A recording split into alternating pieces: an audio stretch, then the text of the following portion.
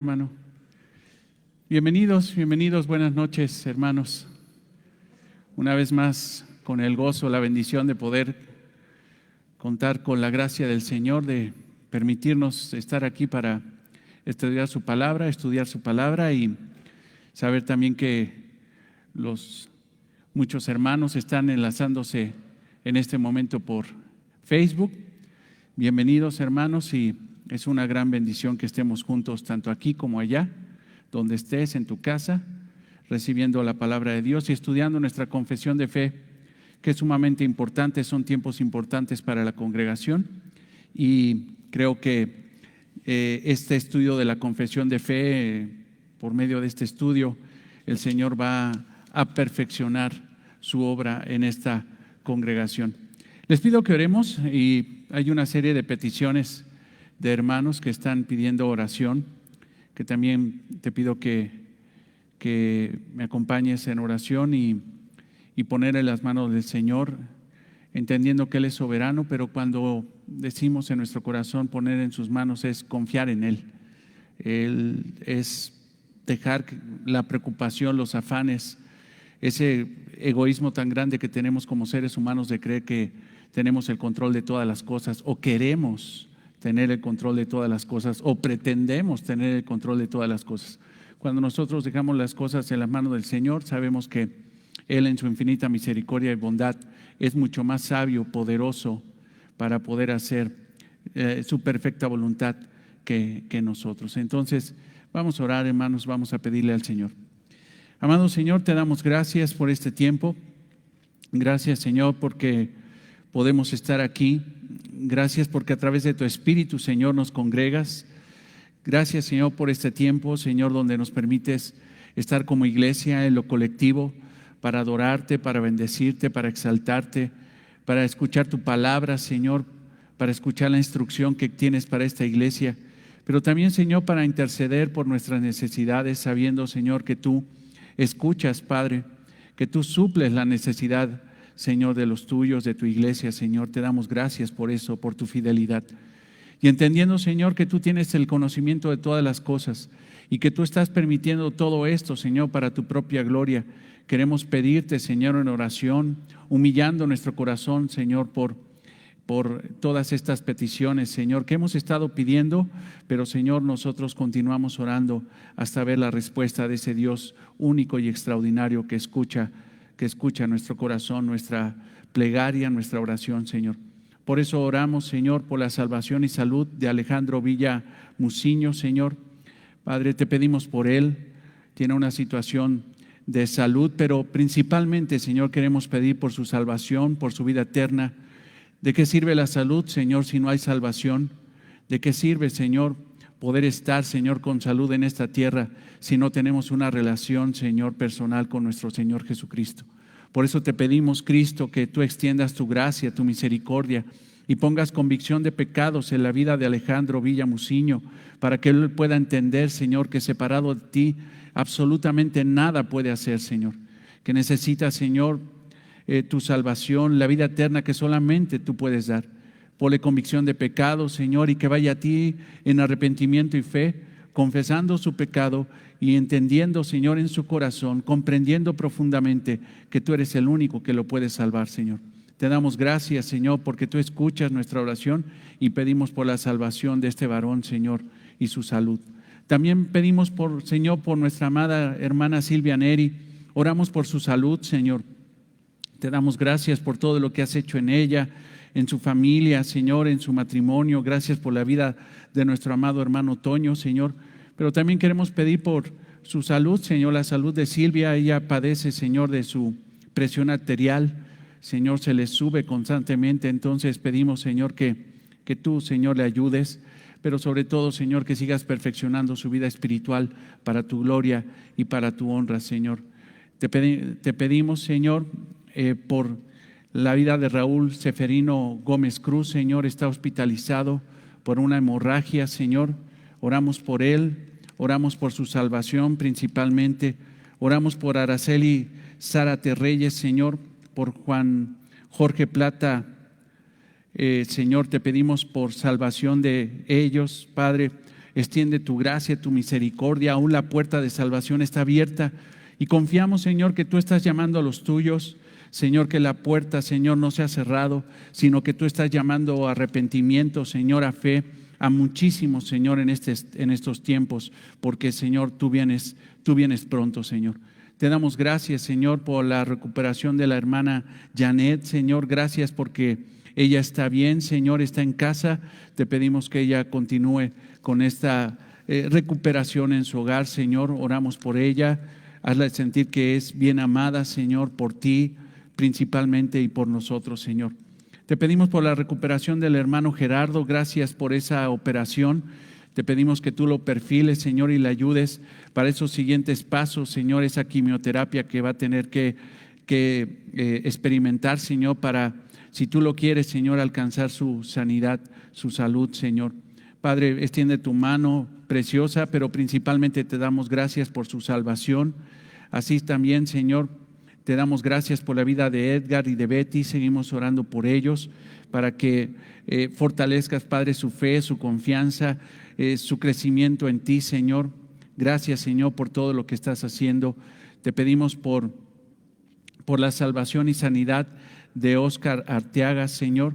Pero, Padre, también queremos darte gracias porque ha sido, Señor, progresiva su salud, está saliendo adelante, es sobrino de Vivi, Señor, y te damos gracias porque el reporte es positivo, Señor.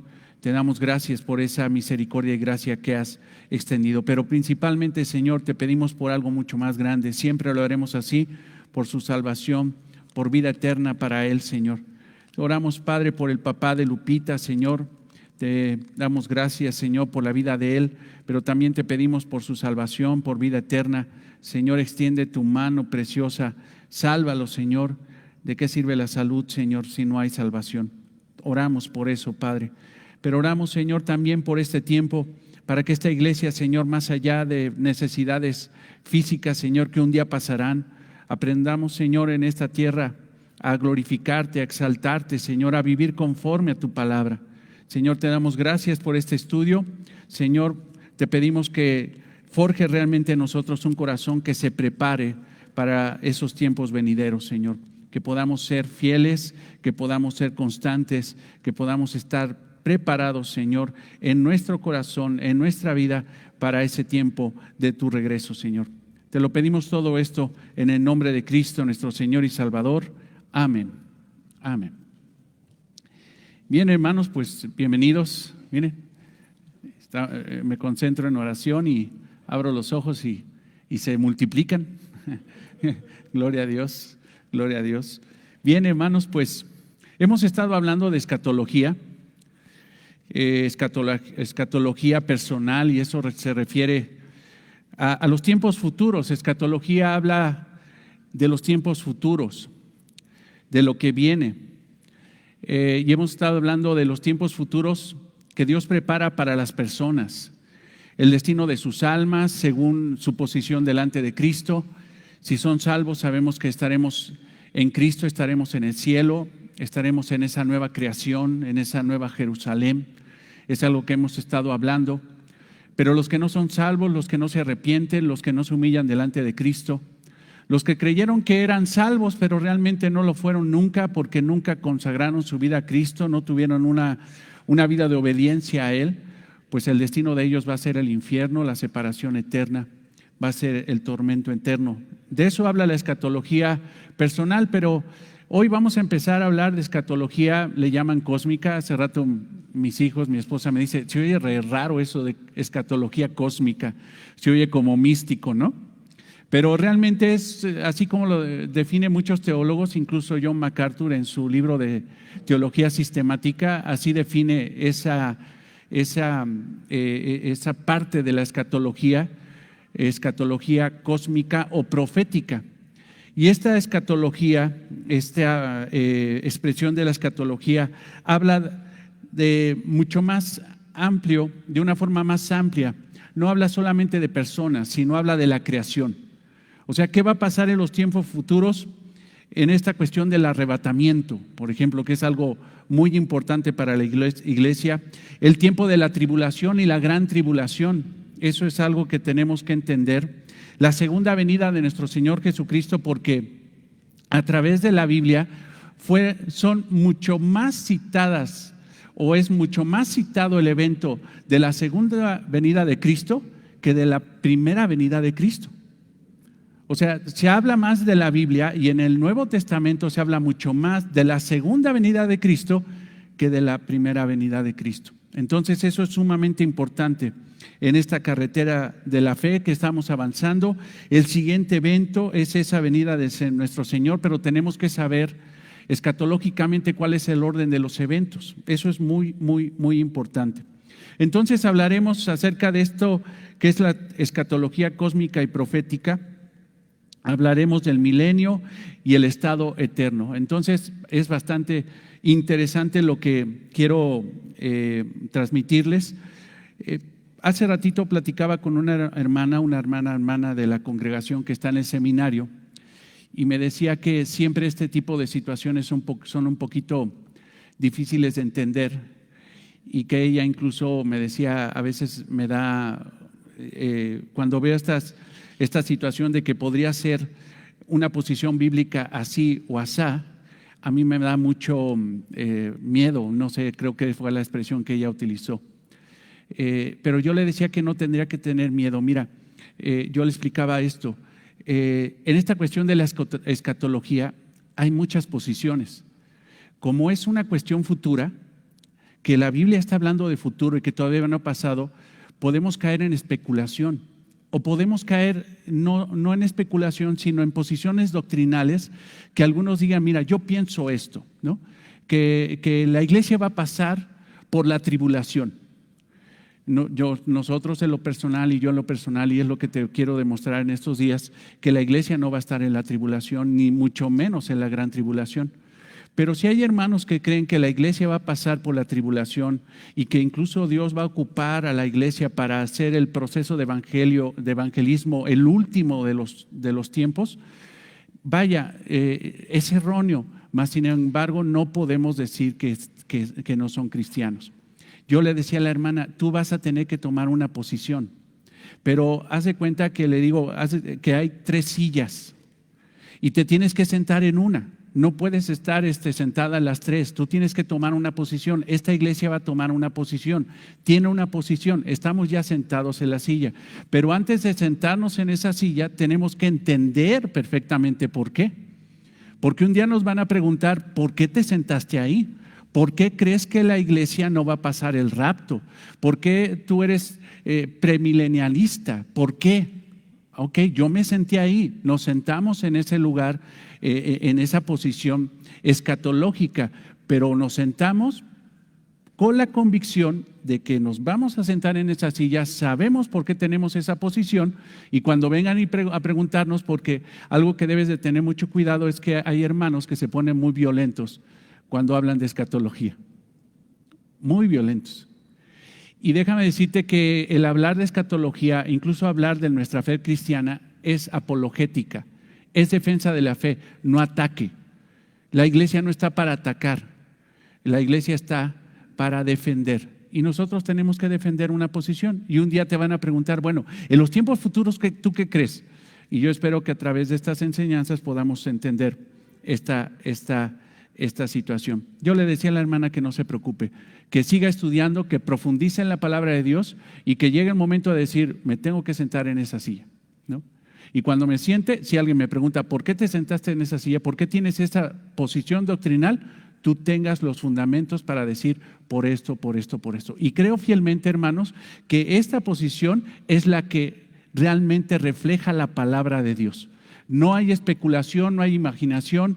Cuando ya estás hablando con gente que habla de profecía, de escatología, y empiezan a hablar, yo pienso, yo creo, a mí se me hace, en ese momento ya párate de esa silla y vete a sentar a una silla que realmente digas, porque la palabra de Dios dice esto, yo me siento aquí.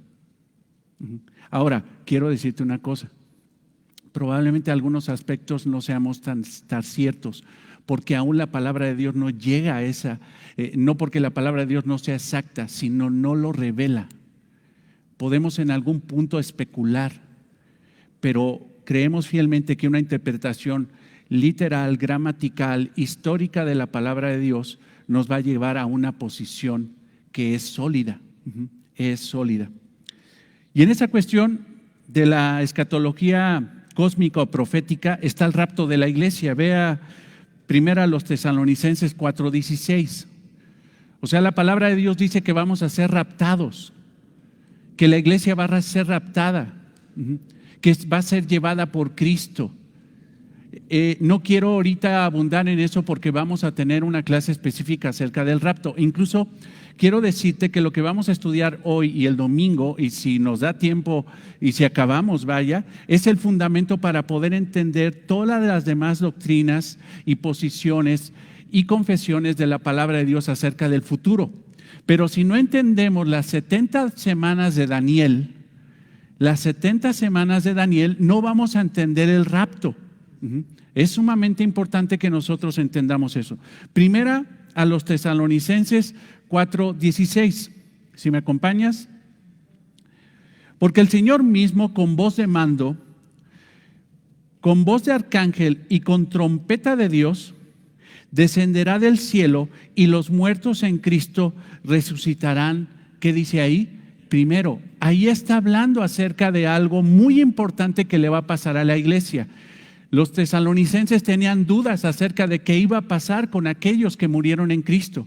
Y Pablo les dice que los que murieron en Cristo van a ser la primicia de la resurrección.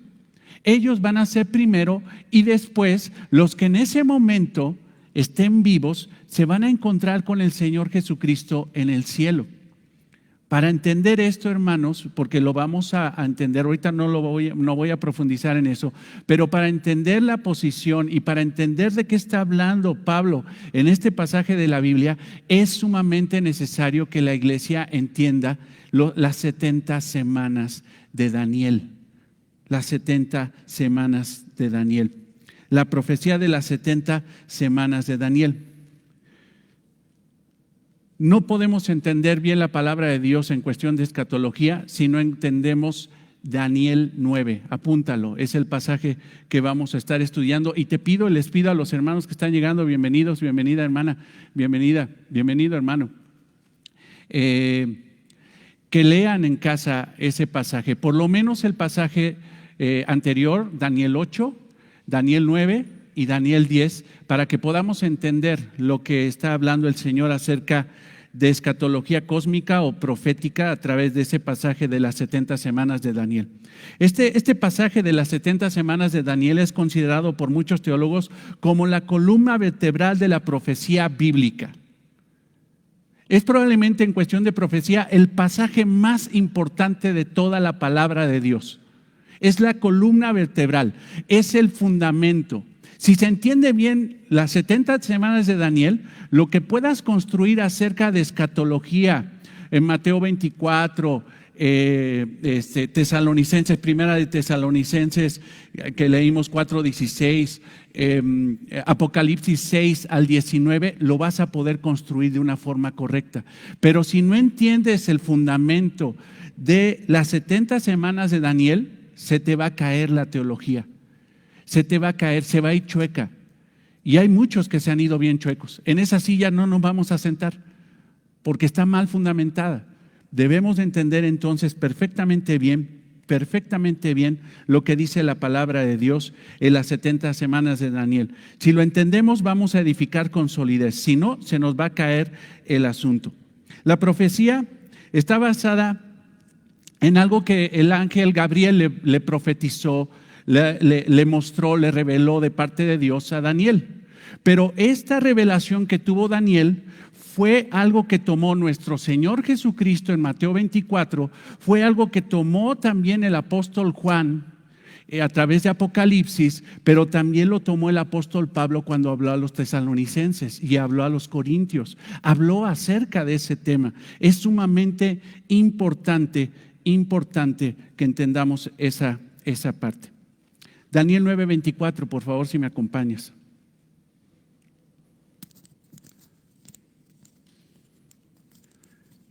Y yo pensaba, bueno, tú si ves la confesión de fe, a lo mejor ya ahorita iríamos a la mitad, o sea, pero creo que es sumamente importante que entendamos esto, porque entendiéndolo, hermanos, creo que los demás temas de la tribulación, la gran tribulación, el rapto, el milenio, el estado eterno, todo ese tipo de temas los podríamos ver incluso muy rápido, a lo mejor 2 temas por día, por sesión o por clase, pero debemos de entender Daniel 9.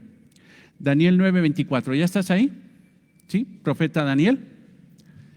70 semanas están determinadas sobre tu pueblo y sobre tu santa ciudad. Quiero que veas, bueno, ya me voy a ir adelantando. Están profetizadas, determinadas sobre quién. Tu pueblo. ¿Cuál es el pueblo de Daniel? Israel, exacto. Empecemos por ahí. Me voy adelantando. Hay gente que dice que esto es para la iglesia, pero nosotros no somos Israel. Nosotros somos la iglesia de Cristo. Es una situación muy distinta. 70 semanas están determinadas sobre tu pueblo y sobre tu santa ciudad. ¿Cuál es la ciudad de Daniel? Jerusalén.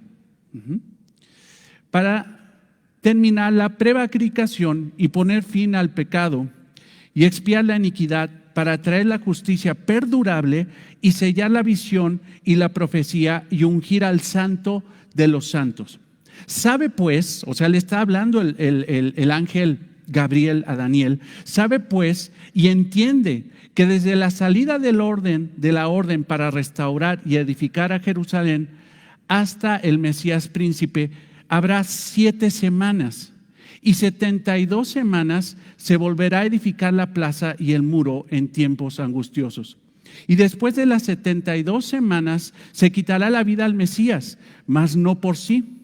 Y el pueblo de un príncipe que ha de venir destruirá la ciudad y el santuario, y su fin será con inundación, y hasta el fin de la guerra durará las devastaciones. Y por otra semana confirmará el pacto con muchos, y a la mitad de la semana hará cesar el sacrificio y la ofrenda. Después, con la muchedumbre de las abominaciones, vendrá el desolador, hasta que venga la consumación y lo que está determinado se derrame sobre el desolador. Sobre el desolador. 70 semanas están determinadas sobre tu pueblo y sobre tu santa ciudad, sobre Israel y sobre Jerusalén. Eso es muy importante. ¿Qué estamos haciendo? No estamos especulando. ¿Cuál será el pueblo de Daniel? ¿Cuál es? Israel. ¿Y cuál es la ciudad de Daniel? Jerusalén. Eso es, o sea, ¿qué principio ocupamos aquí? No especulamos, no imaginamos, simple y sencillamente leemos y en base a lo que enseña la palabra de Dios, nosotros extraemos. Bien, en el contexto de Daniel, principalmente hay pasajes bíblicos que tenemos nosotros que estudiar, ¿Qué está pasando aquí? Si tú te regresas al versículo 1 de Daniel 9, dice: en el año primero de Darío, hijo de Asuero, de la nación de los Medos, que vino a ser rey sobre el reino de los caldeos, en el año primero de su reinado, yo, Daniel, miré atentamente en los libros el número de los años de que habla Jehová al profeta Jeremías. O sea, ¿qué está pasando aquí? Para el tiempo de Daniel, el libro de Jeremías era un libro ya escrito, era un libro ya profetizado, era un libro terminado y era un libro reconocido como la palabra de Dios. Y Daniel leyó la palabra de Dios y leyó el libro de Jeremías. O sea, Daniel, hermanos, estudiaba la palabra, escudriñaba la palabra, oraba con la palabra, porque tú te vas a dar cuenta que en el momento de que él leyó la palabra de Dios, empezó a tener un momento de oración, de intercesión por el pueblo que había pecado. Dicho sea de paso, es excelente que tú leas la palabra y después de lo que Dios te ha mostrado a través de la palabra, orar conforme a la palabra. Esa es la oración que escucha a Dios. Esa es la oración que escucha a Dios. Pero ¿qué fue lo que leyó Daniel? O sea, aquí dice que leyó el libro de Jeremías. ¿Pero qué fue? Por favor, vete a Jeremías 25:11. Ponle un separador ahí en Daniel 9. Para que no te pierdas, porque vamos a estar yendo constantemente ahí.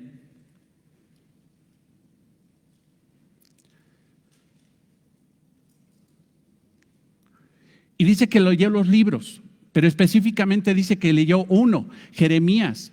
Y específicamente, él entendió algo acerca del cautiverio del pueblo de Israel en Babilonia por 70 años.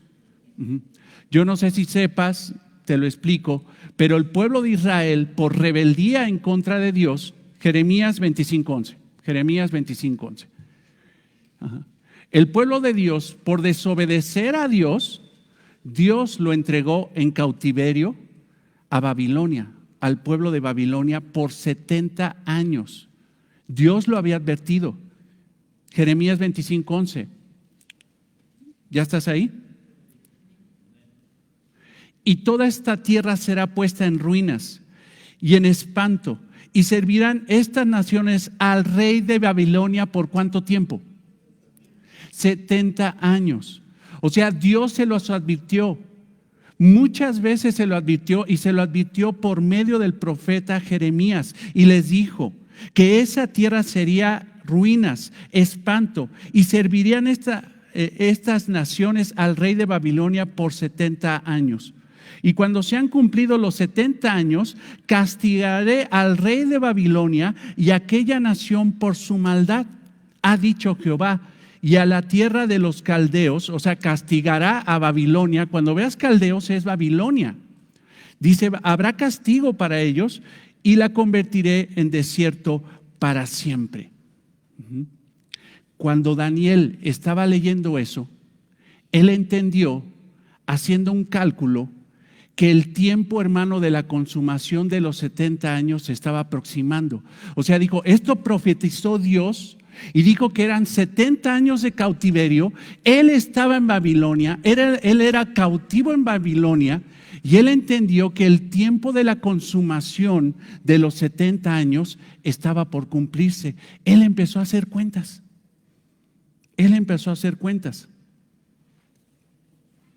Por favor, vete a Levítico 25:1-4.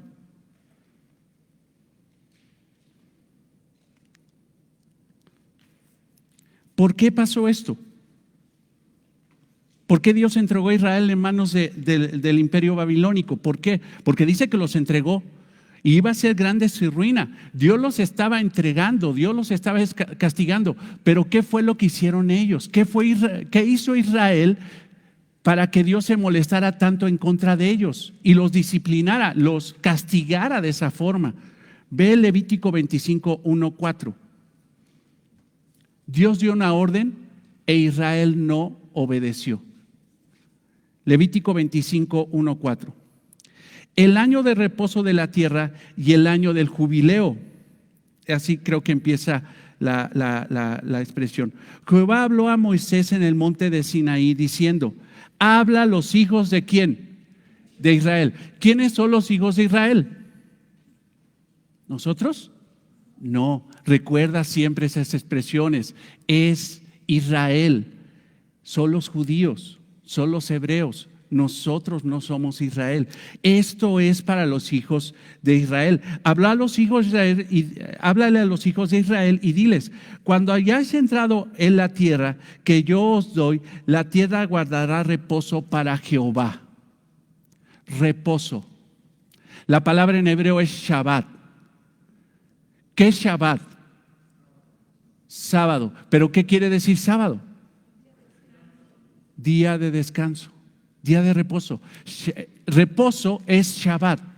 Eso es. Ajá. Ahora fíjate, habla a los hijos de Israel, o sea, es algo que Dios le está dando a Moisés para decírselo a los israelitas, al pueblo de Dios, a Israel: cuando hayas entrado en la tierra que yo os doy, a la tierra prometida, la tierra guardará reposo para Jehová. 6 años sembrará tu tierra y 6 años podarás tu viña y recogerás sus frutos.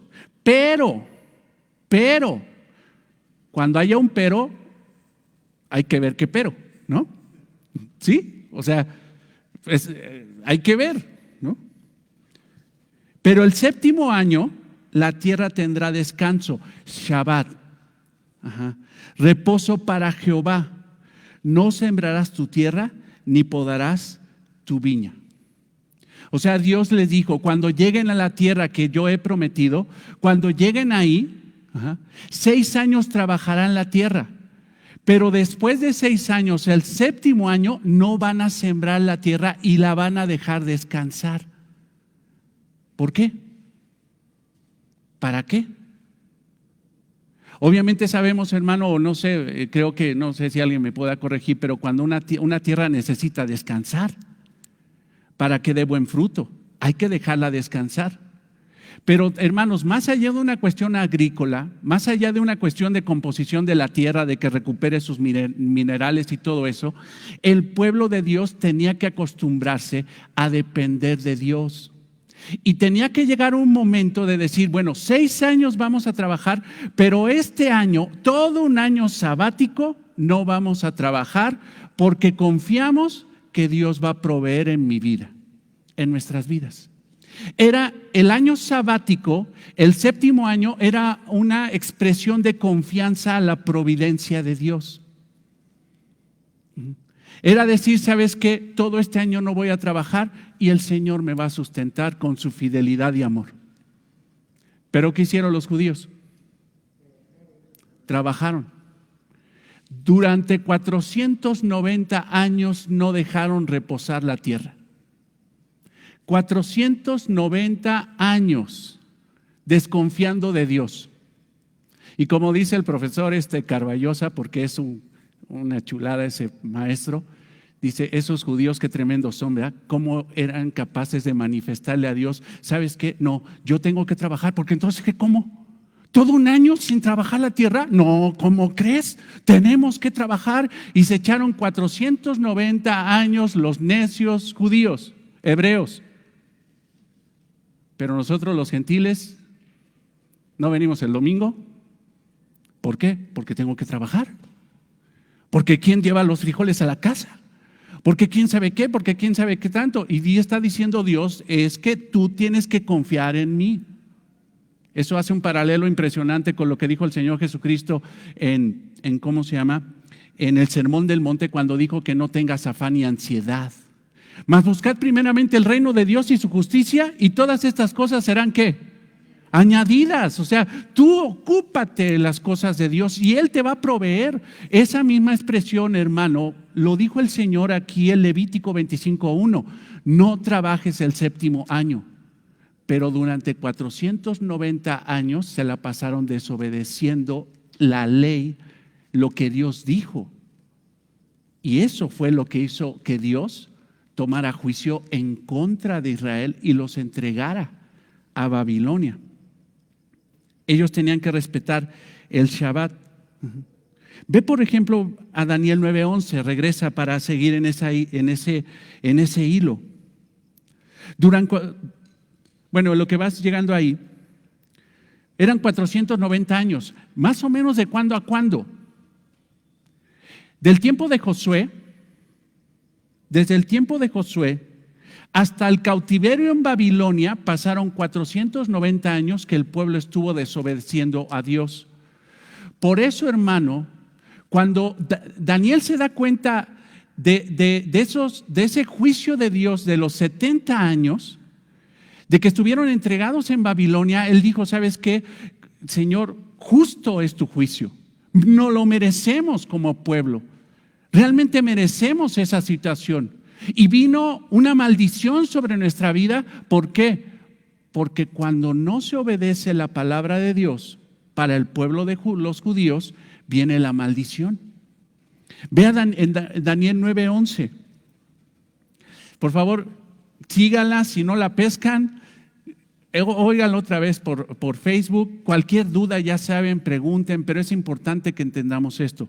Daniel 9:11, ve, cuando Daniel se da cuenta que esos 70 años que profetizó Jeremías eran porque desobedecieron la palabra de Dios, su pueblo desobedeció la palabra de Dios, dice ahí en Daniel 9:11, todo Israel traspasó tu ley. O sea, todo el pueblo traspasó tu ley. ¿Quién traspasó la ley? Israel. Otra vez, tu ley, apartándose para no obedecer tu voz, tu palabra, por la cual ha caído sobre nosotros la maldición. ¿Qué maldición cayó? Que Dios los entregó a Babilonia.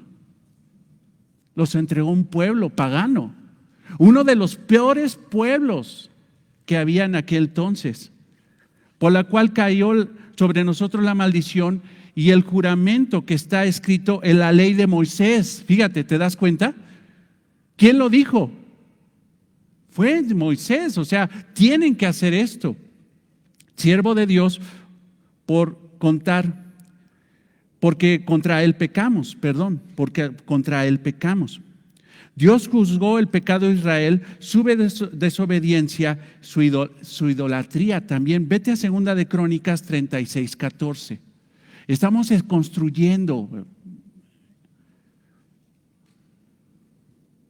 construyendo el porqué de todo eso.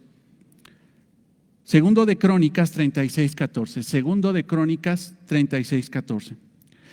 También todos los principales sacerdotes, 2 de Crónicas 36:14.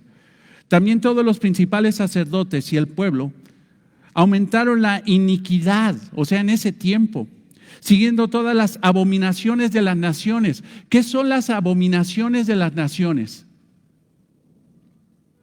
¿Cuál es la peor abominación delante de Dios? El pecado, pero hay una expresión dentro del pecado que ¿la qué? ¿No? Idolatría.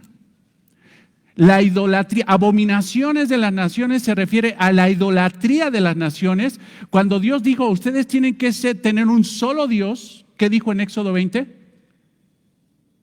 Solo yo. Pero ellos cayeron en idolatría, empezaron a adorar a otros dioses. Esa es la abominación de las naciones.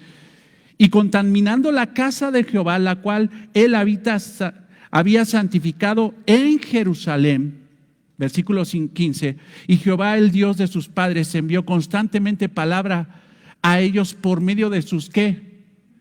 Mensajeros. ¿Quién eran los mensajeros de Jehová? Los profetas. ¿Y qué les decía a los profetas? Arrepiéntanse.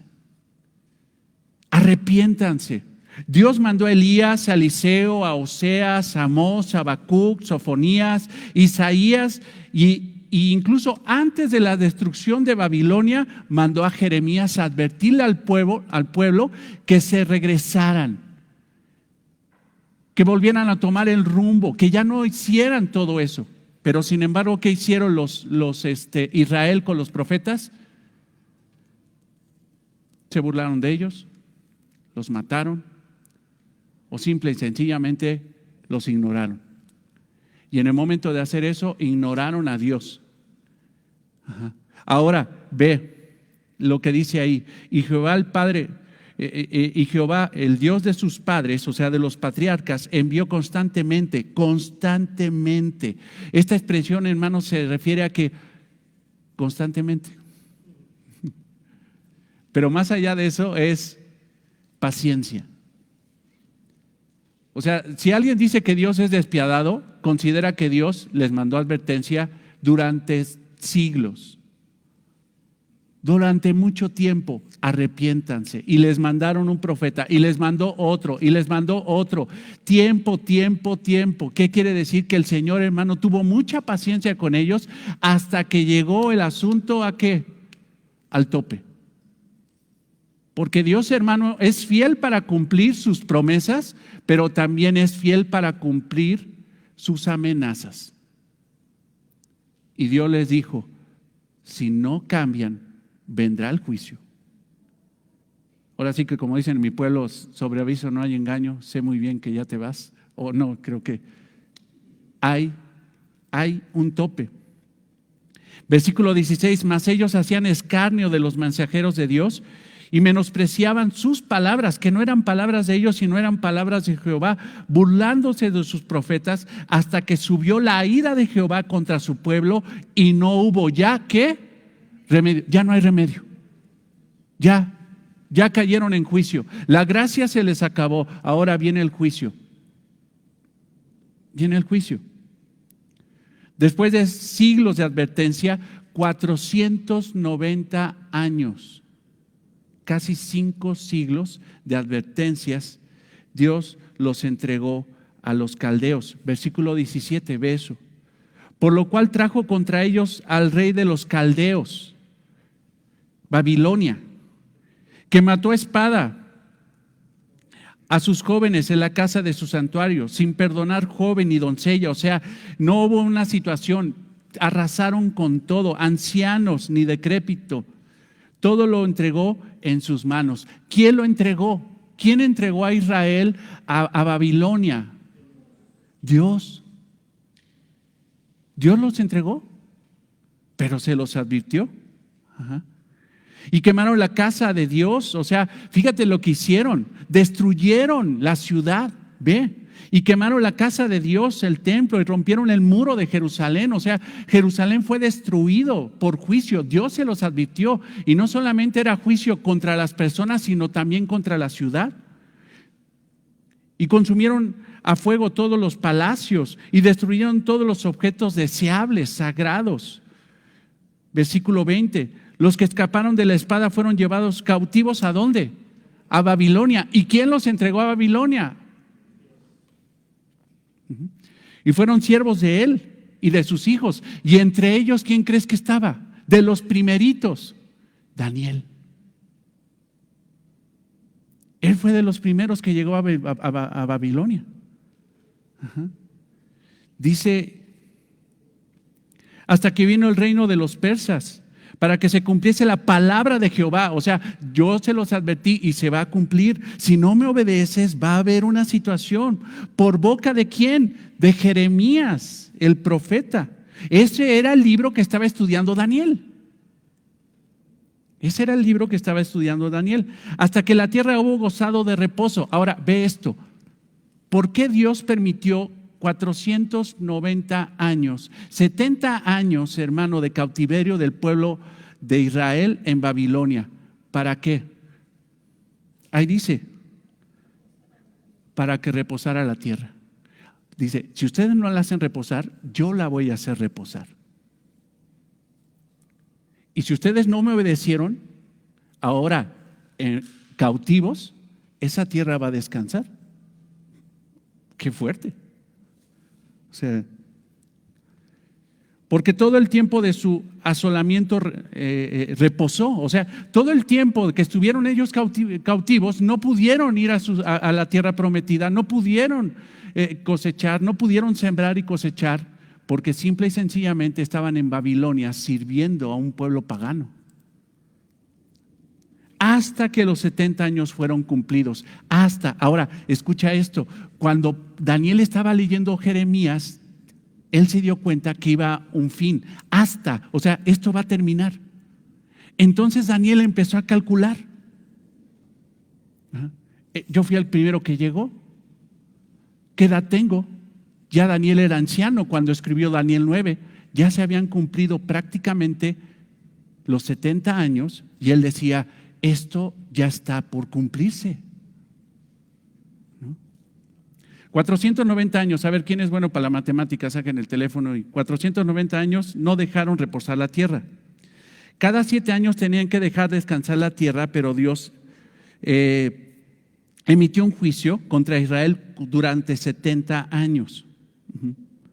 490 años, entre 7 son 70. Los 70 años que le robaron a la tierra su descanso. Eso fue. Dios cumplió su amenaza. ¿Recuerdas de Deuteronomio 28? ¿Qué dice al principio? Las bendiciones y qué? Bendiciones y maldiciones. ¿Te acuerdas que nos lo leía muchísimo? Nos decían tú, pero aquí hay un gran problema, un gran problema. Las bendiciones y las maldiciones proferidas ahí por Dios, son para Israel, no para la iglesia.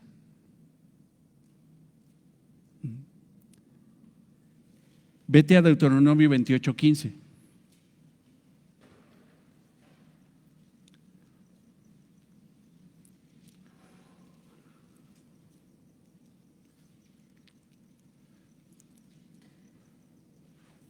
Consecuencias, a ver, mira, quiero que veas algo. Consecuencias de la desobediencia, ¿no?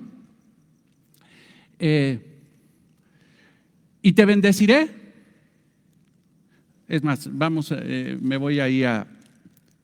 ¿Quién ya está ahí en Deuteronomio 28?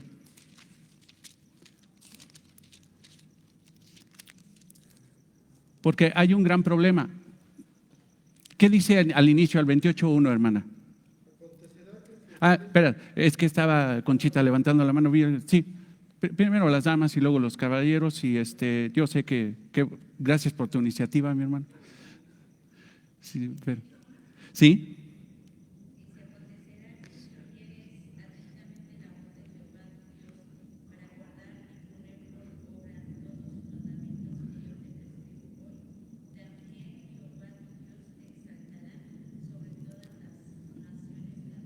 Momento, ok.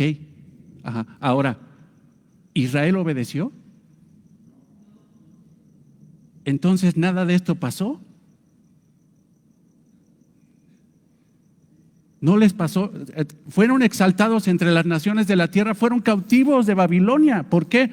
Porque dice ahí, acontecerá. O sea, hermanos, este es el pacto mosaico. Tenemos que entender los pactos. Y el pacto mosaico es un pacto condicional. Tú obedeces y yo te bendigo. Pero no obedecieron. Entonces, que nos lean todas esas cosas, hermano, no tienen ningún caso, porque nunca los israelitas obedecieron y lo que les cayó fueron las consecuencias de la desobediencia, no las consecuencias de la obediencia. Los israelitas nunca obedecieron al Señor.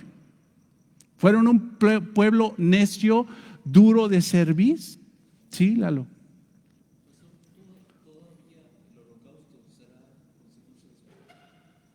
¿El holocausto?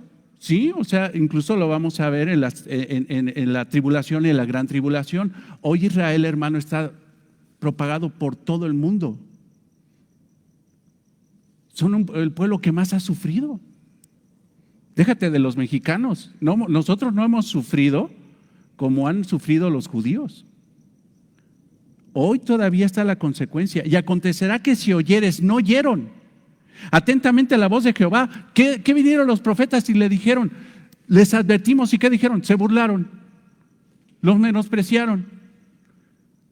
Para guardar y poner por obra todos los mandamientos, todos. A ver, hermano, ¿tú puedes guardar todos los mandamientos? Ni los judíos podían. Los 10 mandamientos, ¿alguien los puede guardar? Así es la exigencia de Dios. ¿Te das cuenta cuánto necesitamos un Mesías que cumpla con excelencia todos los mandamientos de Dios cuando nosotros no podemos? Necesitamos a Cristo. Ahora, como no obedecieron, vinieron las consecuencias. Hay consecuencias de la desobediencia. Versículo 15, ve. Eso sí, hermano, todo se les cumplió. Y se les está cumpliendo. Y se les cumplirá. Pero acontecerá que si no oyeres la voz de Jehová tu Dios, no la oyeron, para procurar y cumplir todos sus mandamientos y sus estatutos que yo te intimo hoy, que vendrán sobre ti todas estas maldiciones y te alcanzarán, y los alcanzaron. Y entre ellas, hermano, está el 32. Por ejemplo, ve el versículo 32. Tus hijos y tus hijas serán entregados a otro pueblo. ¿A quién? A Babilonia. Y Dios se los advirtió: no me obedeces, habrá consecuencias. Ahora, no te estoy diciendo que ahora que estamos en el pacto de gracia, Ahora que estamos en Cristo, no se cumpla de alguna forma eso. Pero quiero decirte, hermano, que tus bendiciones no están condicionadas a tu obediencia. Tus bendiciones, hermano, vienen a través de Cristo, que Él cumplió. Pero en aquel tiempo Dios, hermano, les dijo: si quieren bendición, me tienen que obedecer. Si no me obedecen, no vendrán bendiciones y vendrá maldición en contra de ti. Hermanos, gloria a Dios que somos cristianos, porque tú por no guardar, yo ya estoy acusando aquí, pero tú por estar trabajando el domingo, si fueras judío,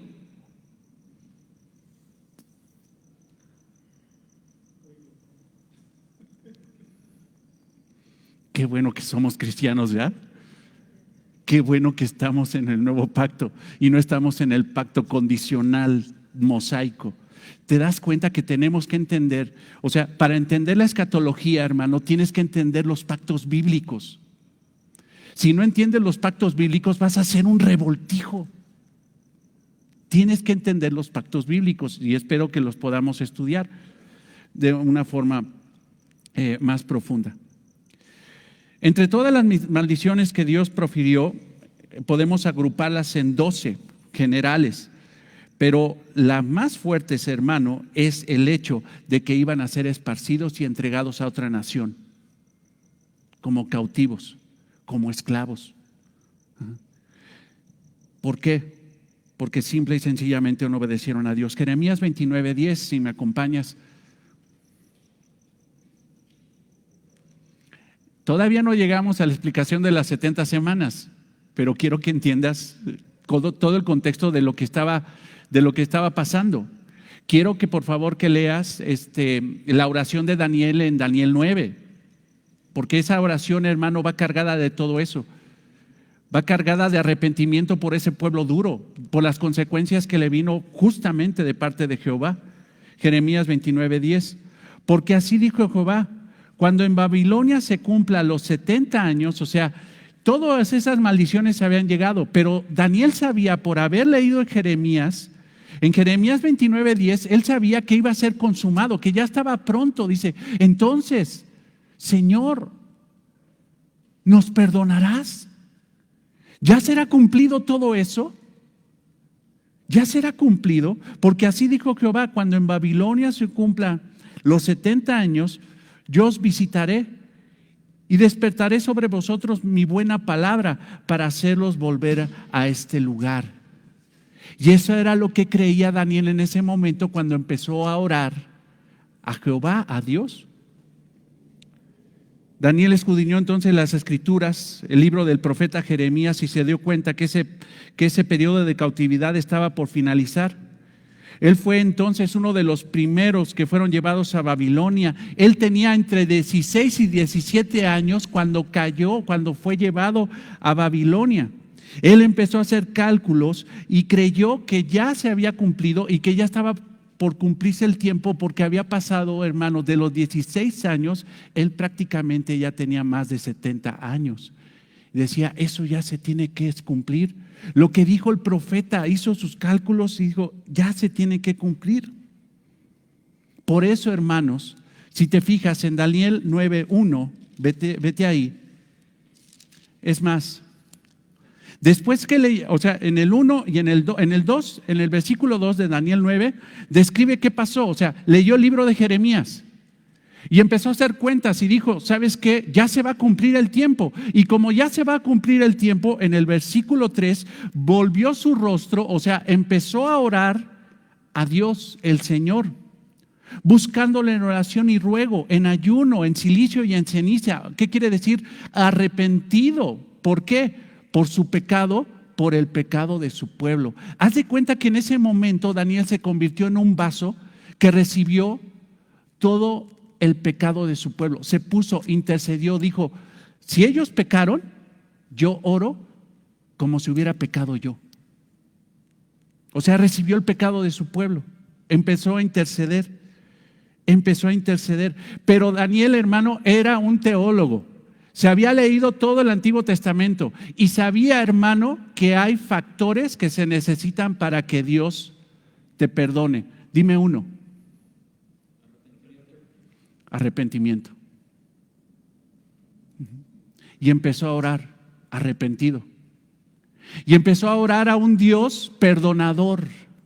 Empezó a reconocer, yo te pido que lo estudies, vaya, dale una buena leída y te vas a dar cuenta que él reconocía a Dios y conocía a Dios y empezó a orar y a apelar a su misericordia, al carácter de Dios piadoso, misericordioso. Sabía que tenía que confesar el pecado del pueblo, que solamente podría ser restaurado ese pueblo a través del perdón de Dios. Y que después de eso, después del perdón de Dios, vendría ¿qué? La bendición. Y por eso, hermano, empieza a orar de esa manera. Es más, vete a Daniel 9:1, ahí está. Es más, versículo 3, versículo 4. Y oré a Jehová, mi Dios, e hice confesión diciendo: ahora, Señor Dios grande, digno de ser temido. Fíjate, está describiendo, conoce a Dios. Digno de ser temido, que guardas el pacto y la misericordia con las que te aman y guardan, con los que te aman y guardan tus mandamientos. Hemos pecado, o sea, nosotros hemos pecado, hemos cometido iniquidad, hemos hecho impíamente, hemos sido ¿qué? Rebeldes. ¿En qué aspecto? ¿Recuerda? ¿Qué hicieron? No dejaron descansar la tierra y cayeron en idolatría, desobedecieron a Dios. Y él está diciendo, Daniel dice: nosotros merecemos todo esto. No hemos obedecido a tus siervos los profetas. Escucha eso, ¿te fijas? ¿Qué pasa, hermano? Bueno, yo ya estoy aplicando, pero cuando te sientas aquí, escuchas la palabra, y es la palabra de Dios, la profecía de Dios, los edictos del rey, y te entra por un lado y te sale por el otro, es no obedecer la palabra de Dios. Y eso va a tener consecuencias, aún nosotros en el nuevo pacto, aún nosotros como iglesia, va a haber consecuencias. Por eso Santiago dice que seamos hacedores más que oidores. No solamente oidores, sino hacedores de la palabra, porque va a haber consecuencias si no obedecemos. Que en tu nombre hablaron a nuestros reyes, a nuestros príncipes, a nuestros padres y a todo el pueblo de la tierra. Ahora pues, versículo 17, mira, sáltate al 17. Ahora pues, Dios nuestro, oye la oración de tu siervo y sus ruegos, y haz que tu rostro resplandezca sobre tu santuario asolado por amor del Señor. Inclina, oh Dios mío, tu oído y oye, y abre tus ojos y mira nuestras desolaciones. Ve cómo estamos, y la ciudad sobre la cual es invocado tu nombre está destruida por nuestro pecado, porque no elevamos nuestros ruegos ante ti, confiados en nuestras justicias. Es decir, no, nosotros confiamos en nuestras justicias. Yo no tengo por qué pedirle a Dios, yo confío en mí mismo, sino en tus muchas misericordias. O sea, no lo hagas por nosotros, hazlo por ti mismo.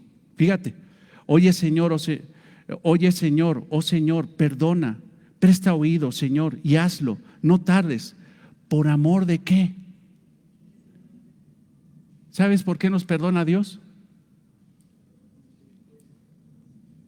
Por amor de sí mismo. Ahora cualquiera diría, me estaba diciendo una hermana, bueno, no, indirectamente me lo dijo el domingo, que eso que se predicó el domingo estuvo muy fuerte, pero se le hizo fuerte porque pues tenía el mismo pensamiento de Pedro. ¿Cómo vas a sufrir? ¿Cómo un cristiano va a sufrir? ¿Cómo crees? Es el pensamiento humano que tenía Pedro, pero Jesús le dice: piensa como Dios, yo voy a sufrir y tú vas a sufrir. Ajá. Pero dice que en su trabajo, dice: si yo juego con eso, me dicen en mi trabajo que Dios es hedonista, es egoísta, quiere nada más las cosas para sí mismo. Oye, hermano, imagínate que Dios, yo ya estoy aquí, imagínate que Dios, para perdonar, Él tuviera que pedirte tu opinión, Lalo. O Conchita, si te pidiera tu opinión, ¿los perdonas? Si Dios dice: a ver, yo los perdono según lo que tú digas, Conchita. O lo que digas tú, Rafa, o lo que digas tú, Moy. O sea, Dios te pregunta: yo los perdono, depende de lo que tú me digas. Tú dame luz verde o luz roja. Tú dime, o luz amarilla, como quieras. ¿Sabes qué? no va a confiar en eso porque nuestro amor no es perfecto y no sabemos perdonar.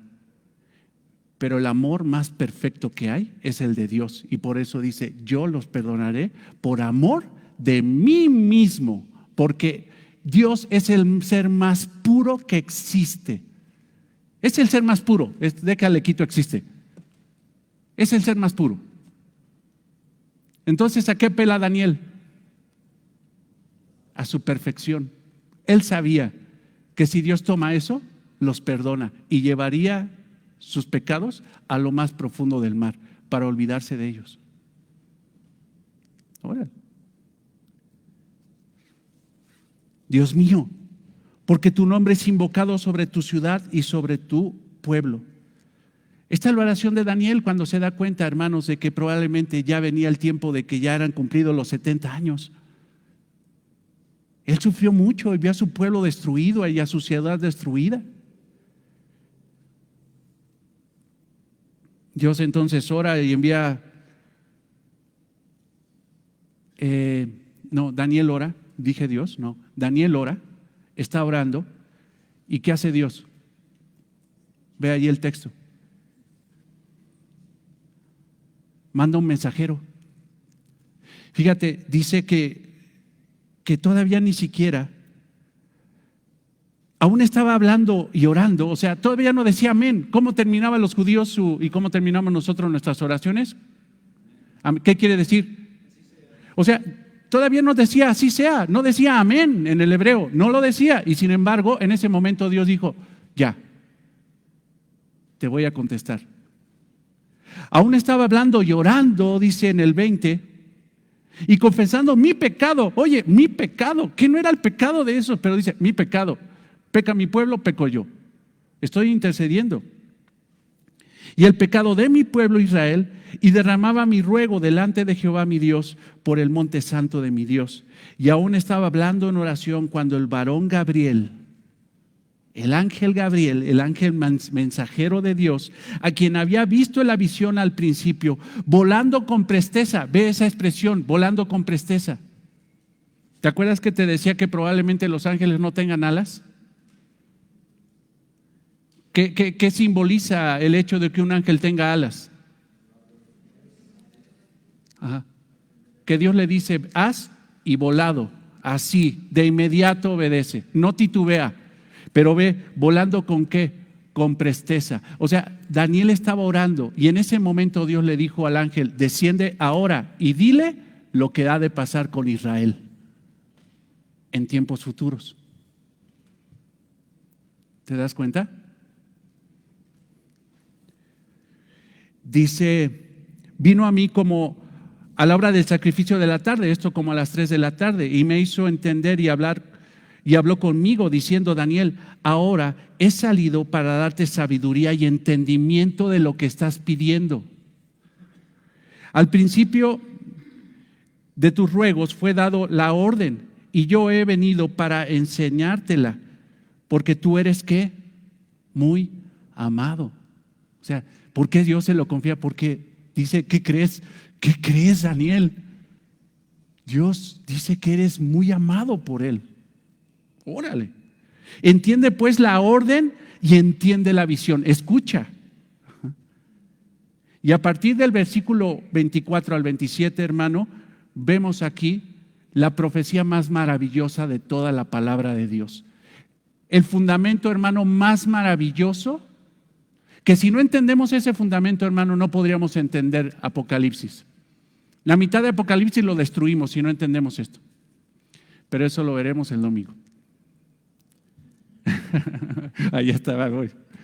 No, ahorita ya no nos daría tiempo. Pues ese es el contexto, hermanos, las 70 semanas de Daniel. Nada más leemos el versículo 24 y terminamos orando. 70 semanas están determinadas sobre tu pueblo y sobre tu ciudad. O sea, esto continúa, Daniel. Todavía continúa. Para terminar la prevaricación, o sea, el ángel dice, Dios no los va a destruir.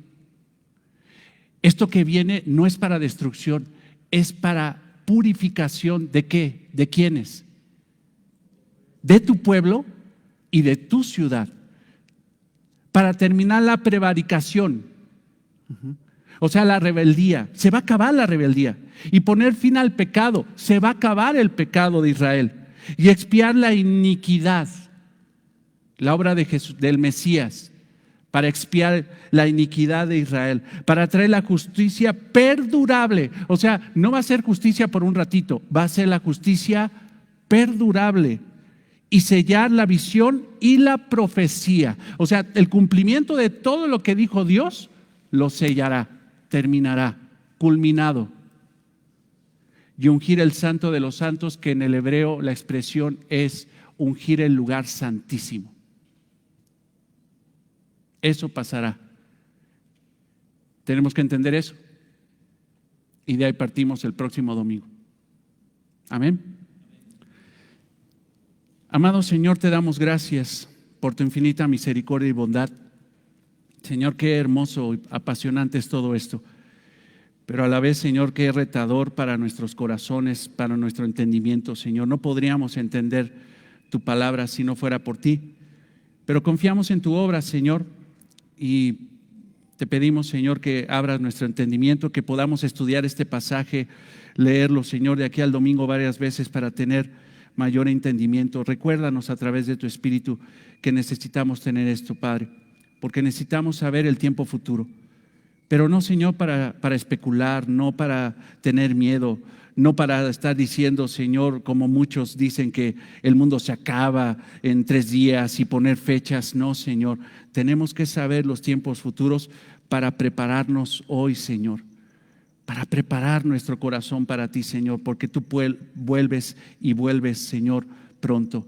No sabemos cuándo, Señor, pero nosotros tenemos que estar preparados para ti, porque somos la novia ataviada, vestida, Señor, para que venga el novio, para que venga el esposo, Señor, a casarse con su novia, a ser su esposa, y las bodas del Cordero, las fiestas de celebración, el milenio, Señor, y, Señor, después prepararnos para la eternidad.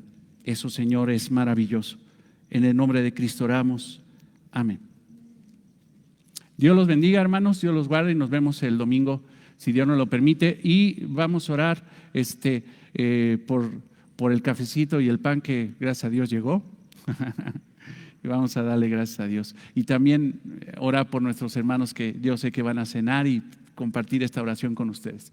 Amado Señor, te damos gracias por tu infinita misericordia, por este alimento rico que nos has dado, espiritual, pero también gracias por el alimento físico que bendice, Señor, nuestro cuerpo y que nos da ánimo, nos da fuerza para seguir exaltando tu santo nombre, Señor.